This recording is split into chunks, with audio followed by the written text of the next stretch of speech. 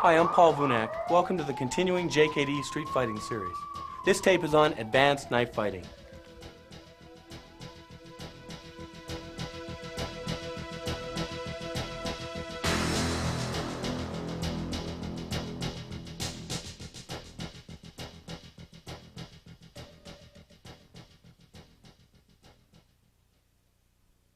Hi, I'm Paul Vunak, and welcome to advanced knife fighting. First of all, we call this tape advanced because we're going to teach drills that we've not shown before. It is the drills that make a knife fighter. It is not the techniques. This is the first thing we have to understand. Never has there been a subject taught by so many who know so little. I see in books, I see in magazines, instructors will have you blocking a knife, having you try to disarm the knife out of midair. This is suicide. This is irresponsible. You cannot fight a knife. Get a large industrial magic marker and put it in the hand of a 12-year-old child and let her just flail at you. And you'll have lines up your groin, across your eyelids. And you're going to try to do some technique against a razor, against a man in an alley pissed off at you. So we need to understand the realities of the knife. And what we're going to do is just delineate the points to you that are most important in a knife fight. So hang with me. Now, to talk about myth number one. Trying to block a knife. Bob. Any block that Bob does, if he successfully makes the block, if I just pull away, he's cut anywhere I'm at. If I come in here, boom, boom, that's it. If I'm just looking this way and I turn around, what'd you say? The guy's cut. You can't give the limb and try to block. This was taught many, many years ago against people trying to take a knife and stick it through armor. So at that point, the thrusting of the knife, it was locked out and it was thrusted the same way they were punching in those days. People nowadays do not thrust a knife. Every technique I've ever seen in any book, any magazine, or any video has been predicated on the fact that the knife is thrusting at you and it is locked out. When you're in a knife fight, boom, a kid's just going to take a knife and flail it. It's going to retract quick like a fast jab. So you need the attributes to deal with that. You need the footwork, you need the line familiarization, you need the timing. And these things aren't just going to come, they need to come through the proper drills. So this is why we call this tape advanced knife fighting, because we're going to delineate each one of these drills for you. So before we do this, I want to talk about range. Okay, Bob, grab a knife. First thing we do is we discuss the three different ranges of knife fighting. Bob, you lock your knife out. His knife cannot reach my face, but my knife can reach his hand. This is called largo mano range, or long hand range. This is the most important range you need to know about. That is, every time he comes in to you, you're just backing up and cutting the hand. You're using this knife to, as the Filipinos would say, defang the snake. As opposed to the knife coming in and me using a passive hand, stay right there, and then I'm trying to come in and do something else. We've got a slight structural flaw here. So the point that we're trying to make is if you're going to defang the snake, you need to do this on the first beat. So in largo mano range, when this man comes in, you're just backing out and cutting. Every time he comes in at any angle, you're backing out and cutting. I do not need this hand because it's not in the way, so we just keep this hand right here. And we're backing out and using this knife to cut the opponent's knife hand. Now the next range that we come in from largo mano range is called sombrado range, where the knife can touch you. So if he comes with an angle 1 and I try to block this, but for some reason on my cut I miss, well, I'm going to get cut. So this is why we employ the checking hand. So as soon as Bob comes in, boom, that's where the check comes in. Any angle he comes, you have this hand to check. This is the checking hand. If we don't use this checking hand, again, if I miss here, I'm going to catch it. But if we try to put the checking hand in out in largo mano range, you can end up getting your hand cut. So that's the first thing we have to understand, is a delineation of the two ranges, largo mano to sombrado. And now there's just one last range, and that is your clinch range. This is a range where a headbutt could come in, a knee, an elbow. This is called hubud range. So this is hubud, right from here. This is sombrado range. Just flow with me a little bit. This is sombrado range, and we're going to go through all these different blocks with you. And this is largo mano range when we're out in this, boom, just moving around like two kickboxers. So this is the point. We need to know all three ranges. So hang in with me and take some notes on this. Before we get into the meat of this tape, I want to cover myth number 2, and that is, how do you hold a knife? I've seen entire books on how to hold a knife. That's absurd. The only thing that counts is timing, footwork, spatial relationship, coordination, and heart when you're in a knife fight. If your thumb is here or if your thumb is here, that is the least important thing. If it's a 4-inch knife or a 6-inch knife or an 8-inch knife, this is not important. We're focusing on the wrong things. You'll hear people say, well, you really know if a guy knows how to fight with a knife because he'll carry it like this. That's absurd. Carrying a knife like this, the only possible advantage it has is you're hiding the knife, you're concealing it. That's it. Other than that, when you're out moving around with a man, those attributes are still in play.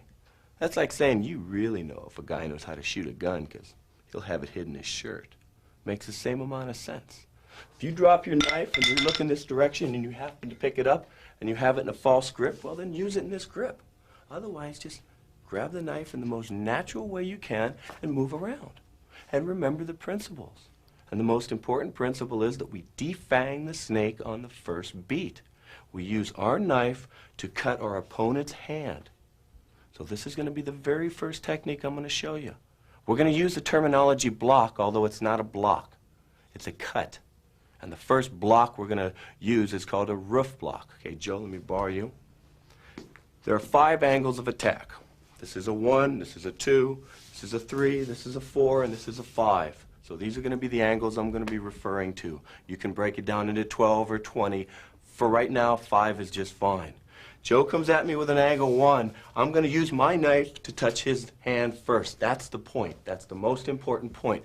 As this comes in, this hand's going to check. So this motion is called a roof block. I'm zoning out on a 45, and I'm cutting his hand on the first beat. Not to be misconstrued with this, which is doing nothing. But when I use the knife, boom. Now, why am I using my left hand? Because it is the checking hand, because we're in sombrato range. Joe was coming in deep enough in which I needed my left hand. Had I have not used it, the knife could have thrusted to my neck. So the first move I want you to practice at home is you take your angle 1, feed it, and your partner just step out on a 45, raise your knife, and kind of stretch. And we call this a roof block. Okay? Let's play with that. Now, moving along, we just defended the angle 1 with the roof block. Okay, Joe? Joe comes in with the angle 1. I zone out, I cut, and I check all at the same time. Now, at this point of the game, the fight would be over. I'm cutting his wrist, and then I'm just going to follow up from there. But for the purpose of the flow, when Joe comes in, I'm going to cut it, and we're going to pretend like that didn't happen. Then I'm going to come back to Joe, and I'm going to feed. What we just did there is called an inside sweep. Okay, Joe, let me get you on this side. An inside sweep action, real slow. The knife comes across once, and then this hand checks. We're arming right here. So watch the body mechanics. This is an inside sweep. The first thing we did was a roof block. The second move was an inside sweep. Now we're just going to take turns on this. So he comes in 1, I go roof, I come in 1, he goes inside sweep. Now we're starting to establish a flow. So let's get that far. An angle 1 for an angle 1.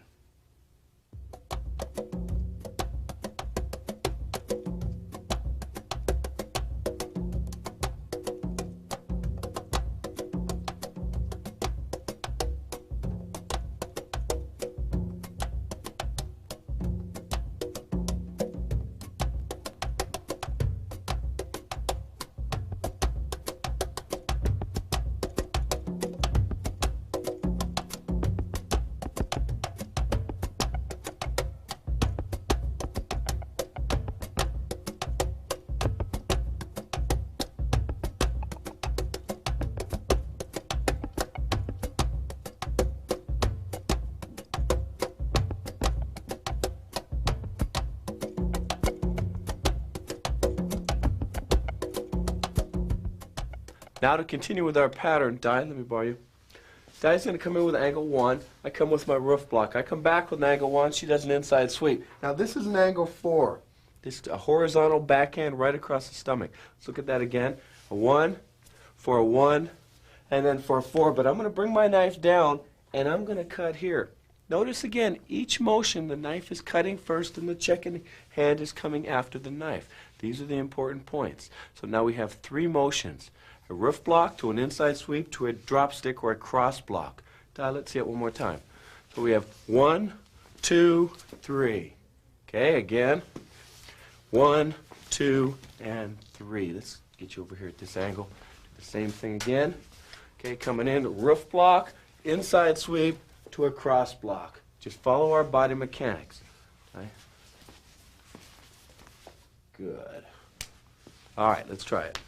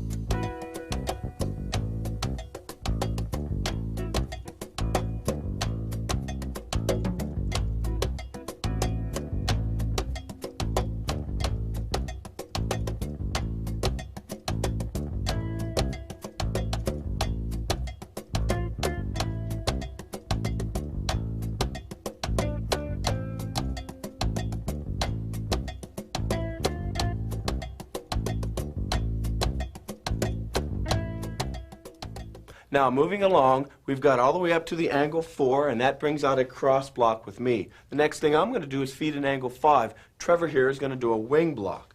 Okay, start from the 1. We have a roof block to an inside sweep to a cross block. Now I shoot the angle 5 from here. That's his wing block. Again, cutting on the first motion. What we're trying to do here is establish a momentum pattern back and forth to where we're starting to flow. And then from this sumbrata pattern, we're going to break the pattern. And both parties are just going to be moving, checking, and cutting, and you're not going to know what angle is coming in. From the periphery, it looks like we'll have people from the audience saying, geez, these guys have a great memory. There's no memorization. It's just a question of flowing. It's a question of having the correct line familiarization to where any line that comes in, we cut it on the first beat. And after doing this many, many years, you develop the reflexes and the body mechanics that will translate into a knife fighter in the final analysis. All right, let's look at it again. Trevor, angle 1, roof block for an inside sweep, for a cross block to a wing block. Okay, one more time. 1, 2, 3, 4. That's all we're trying to do is get the mechanics. Now don't look at the knife this time, but look at the body. One more time, Trev. I'm zoning out, zoning in, cutting, boom. It's all in the body mechanics. Now I want you to look at our checking hand. Every time the knife touches the hand, our check touches his hand because we're close enough to cut. Trevor, see my check? Look at his check. Look at my left hand check. Look at his right hand check. So we're going to go back and forth with that. All right, let's try it.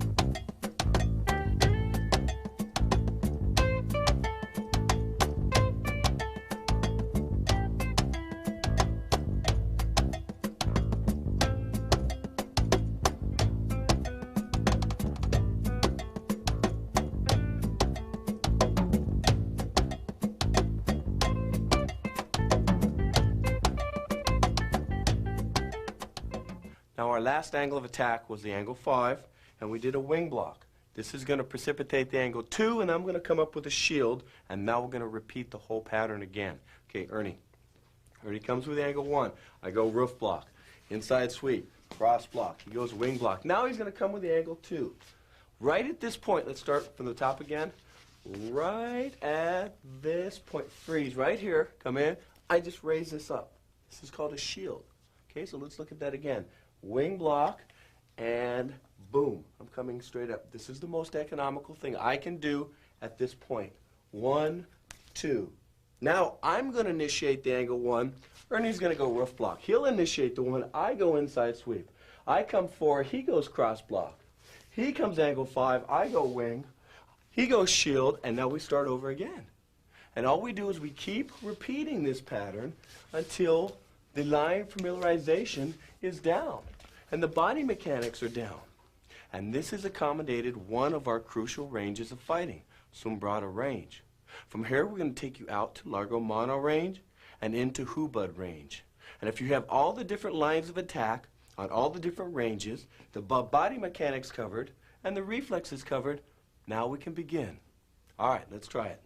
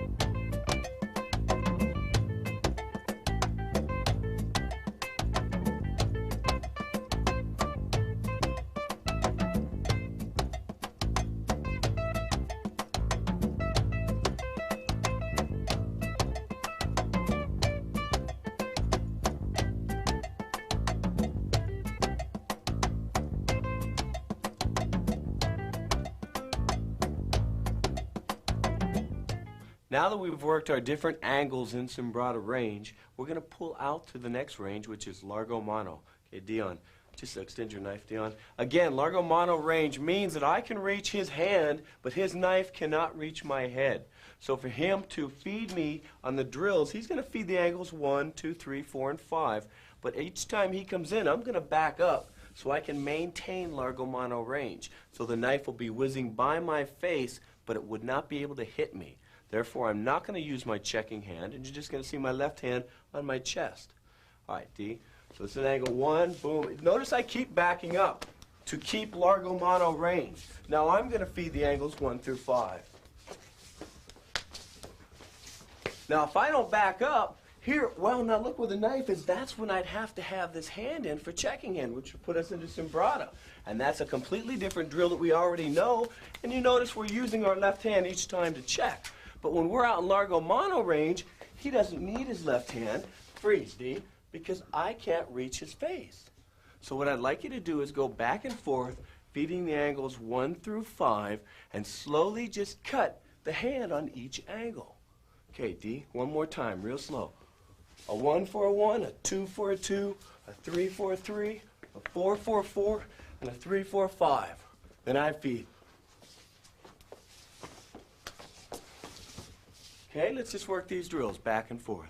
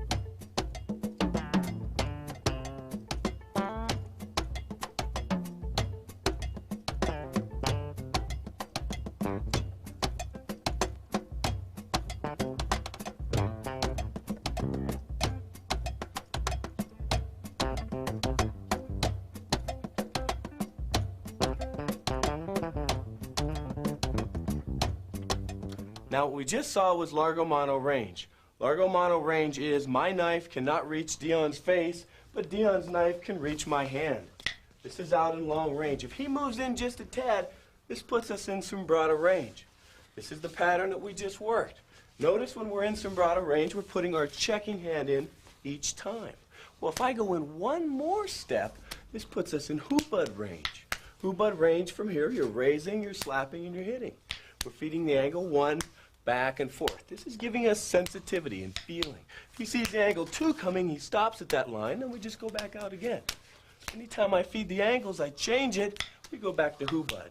If I want to go to Sombrata here, I just start feeding, and we're back to Sombrata. Then we just back off a little bit, and we're out in long range again, where I'm feeding. So this accommodates all the ranges, from Largo Mono to Sombrata to Hubud. And we go back and forth with this. Now you try it.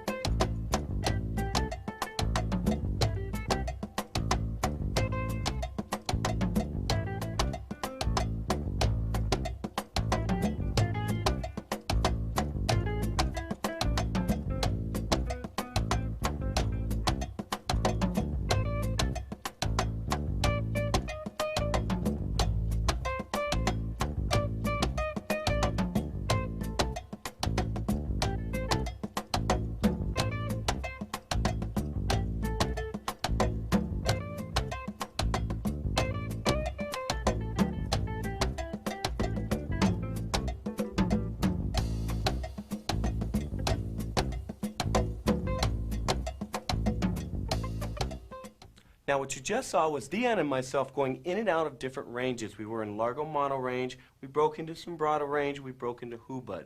This is one of the most important points in a street fight with a knife. You need to sense what range you're in. If you're in a range where you can elbow, you sense that. If you're in the range where you need to have that checking hand, you have to feel that. If you're out in Largo Mono range, you got a sense to get that hand out of the way.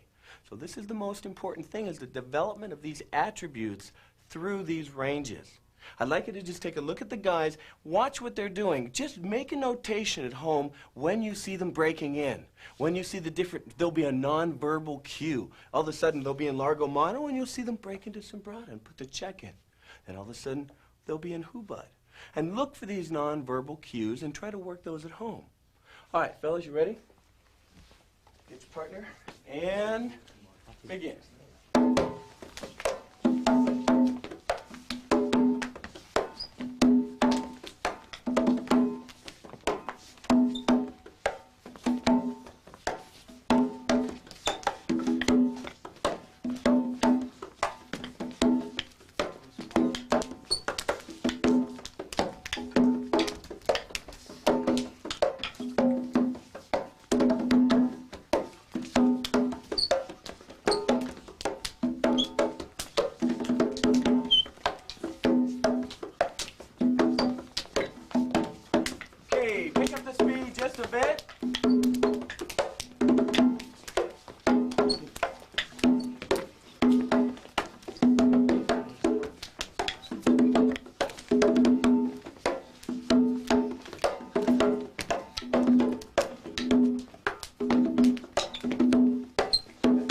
out long range and spar.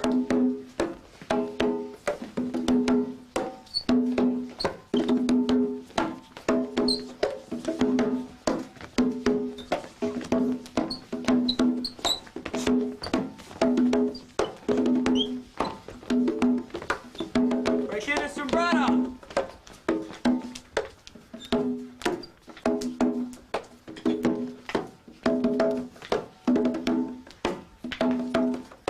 Hoobud.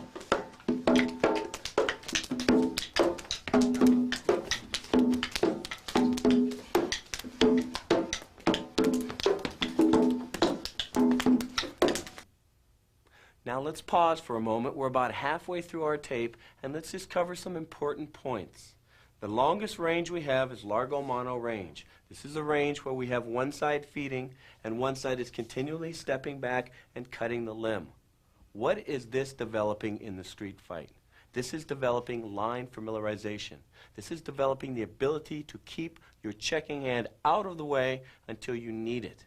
Then when you see them going from largo mono range and breaking into where they're using their left hand to check, that means they were close enough that the knives could cut each other's face. So that is the safety catch, the checking hand, the rear hand, or the alive hand. Filipinos will call this the most important hand. So all of a sudden when you see that hand come into play, you know you're in sombrero range. When we raise and slap and hit, we kick into hoobud. This cues us automatically that the elbows, the headbutts, the arm wrenches, and the knees are automatically in play. Now, if you noticed in our trapping tape, we were using the same terminology. Sombrero, largo mono range, hoobud. The reason is these are training methods, and they're proven training methods, and they bring out attributes, and they're applicable regardless if it's empty hands, knife fighting, single knife, or double knife. And now this is what we're going to show you is double knife fighting, where you have one side with a long and a short, and he is feeding the other person. This drill is called numerada, and this will teach us line familiarization, footwork, coordination, and spatial relationship. And that'll translate directly again to the street fight, to the knife fight. So we're going to have one side feeding. I'm going to be on the conga, and I want you to notice the perpetual zoning and footwork. Okay, fellas, come on in. All right, Dion, you feed first. Dave, you just do your thing. All right, ready? And go.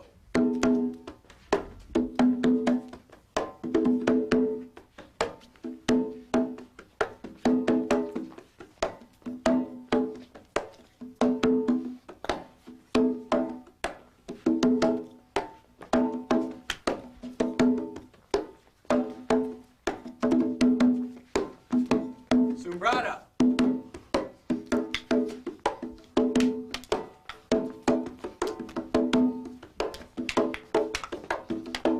Hoobud.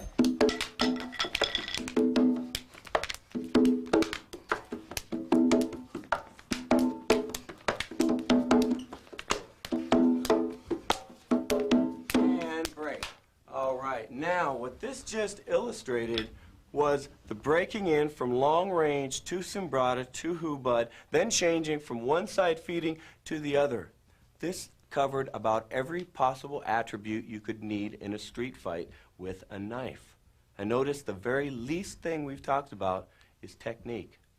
And if you pick up any book, any magazine, or look at any video, that's all they do is sit and teach technique. I've seen 300-pound men talking about being knife fighters. That's like him talking to me about being a basketball player and me believing that. Knife fighting is the ability to move, to have athleticism, and to have the attributes. And you can't have that unless you have drills to develop them. And that's what we just saw here. Now stay with me.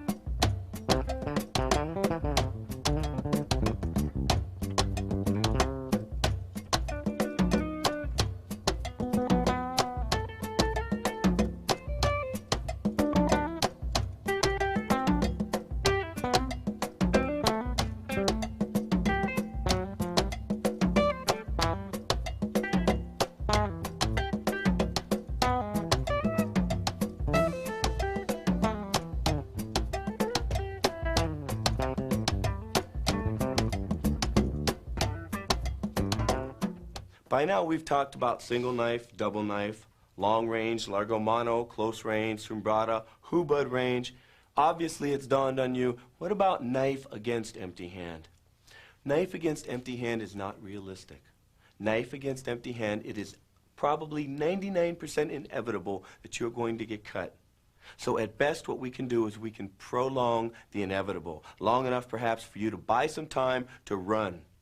So what we're going to do is we're going to show you exactly how you can do this in long range. And basically that's from low line kicking, keeping your arteries in, keeping your hands in, and trying to just take a few nerve shots on the hand. Hopefully this guy will overextend himself. You can land a good nerve shot just to get this guy to flinch long enough to run, or get a good groin shot or a kneecap shot. But that's about it. A little bit of low line kicking and a little bit of nerve hits to prolong the inevitable. And this is our whole session on knife against empty hand.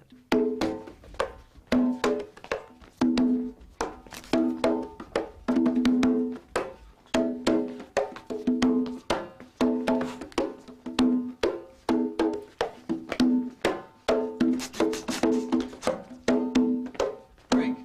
Now, right at that point, if that knife were a magic marker, you would see marks all over Dave that would be quite graphic. But again, all we're trying to do is just prolong it. When we're in close quarter, Dion, another way to feed, go ahead and feed, is all I'm doing is just feeling the energy of his knife. And this is, again, an energy drill. It's numerata. But I'm just sticking. The key is to stick to this knife and hold on as long as you can. Just grab something and hang on. This is the numerata end. So if you're in long range, you can move around, go for the eyes, shuffle into the groin. If you're in close range, you just try to stick to the knife as long as you can. And from doing this drill long enough, you'll get a little bit of sensitivity to prolong it, possibly for you to run. Other than that, that is the best shot you have, knife against empty hand. Now let's put it all together with the sparring. You're going to see all the different ranges. They're going to be out in largo mano range. They're going to break in arbitrarily. They'll be in sombrada range. They may end up in a clinch position in hubud. You'll see elbows when you see them. Low line kicking. If there's a foot sweep in there, you'll see it. But this is what the sparring looks like. We want you to wait to this point until you've gone through the entire tape. You want to work the sombrada, the numerata, the hubud. You want to work these drills for at least a few months before you're ready to get at this level. And this level is just all-out sparring, doing anything you want. And keeping in mind that your knife is not your only weapon. You've got the rear hand, you've got your legs, you've got your other tools at your disposal. All right, guys, pair off, grab your partner. Ready? And go!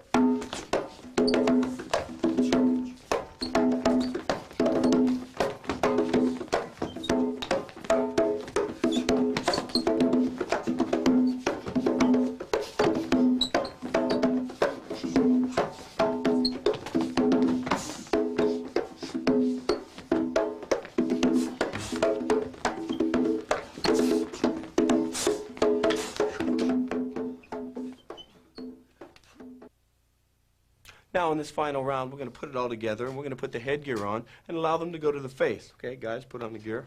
While they're doing this, I want you to keep in mind this does not negate the other tools. They can use the rear hand, the elbows, the knees, the headbutts if it comes into play. Notice each time when that knife extends out, remember that's a cut on the face or on the neck. You're going to see how much these guys respect the blade. They're not just going in like a kickboxing match, but they're moving around out there. You'll feel the respect in their movement. All right, fellas, ready? Salute, and begin.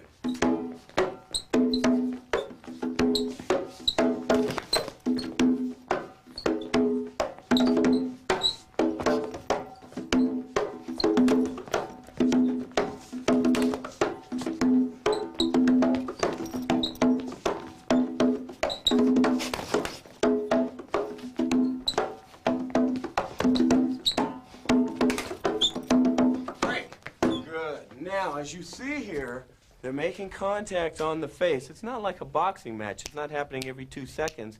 But periodically, they're moving around, boom, and someone's stretching out and getting it. Obviously, that would be the end of the fight right there. So I want you to just keep this in mind. Play this over and over. Look in the slow motion. Notice how many times they're connecting. Look at the different ranges. Find when they went into sombrada range. Did they need to put that checking hand in? We're going to go one more round and let you take another look at another pair of guys.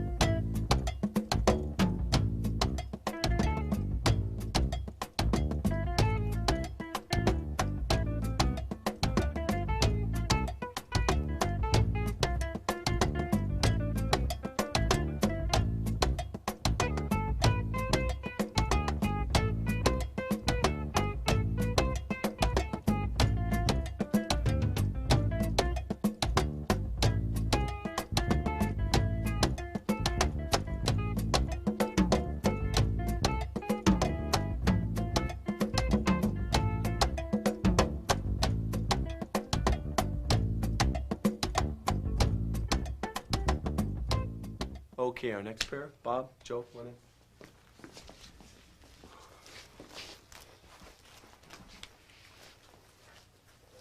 All right, fellas, you know what to do. Open your toes, move around. Okay, salute, and go.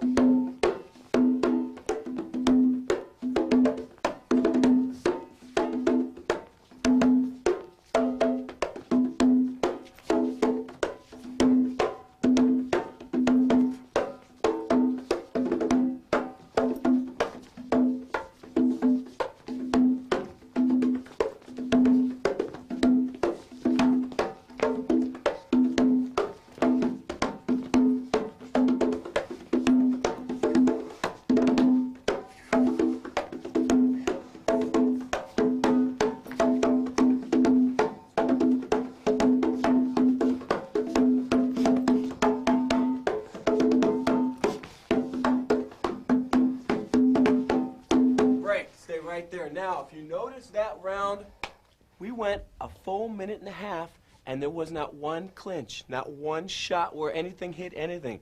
This is respect of the knife. You've got to keep this in mind. This is not boxing gloves. We don't just come in and, I'll take that jab, I'll ride that cross. I'll just take that knife to the neck, ride it on the jugular. Okay? So this is the respect that they have for the blade. This is what I want you to notice. I want you to take note of that point right there.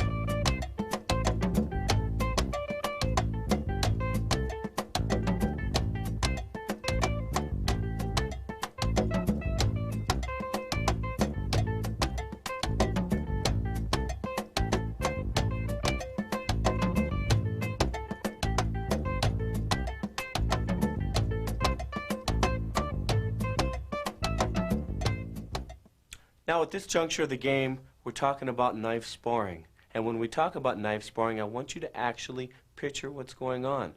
Your opponent has a knife in his hand, and he is wielding it at you. Look at the knives we have to deal with nowadays in the street. You're going to take this knife, and you're going to swing this, and you're going to let this guy swing it at you, at your face. There's a certain respect that happens when you're in that alley, and you see this blade, and you're moving around. You don't move like a kickboxer. You move like a cat. There's a certain reflexes that happen. All of a sudden, all the BS goes out the window. All of a sudden, all the upward blocks and the reverse punches and the disarming the knives in midair, all that crap goes out the window. And what will end up happening to you is simply your body will get split. You will get cut. I want you to just take a look at what this knife is going to do to a piece of meat. And that's what your arm's made out of, a piece of meat.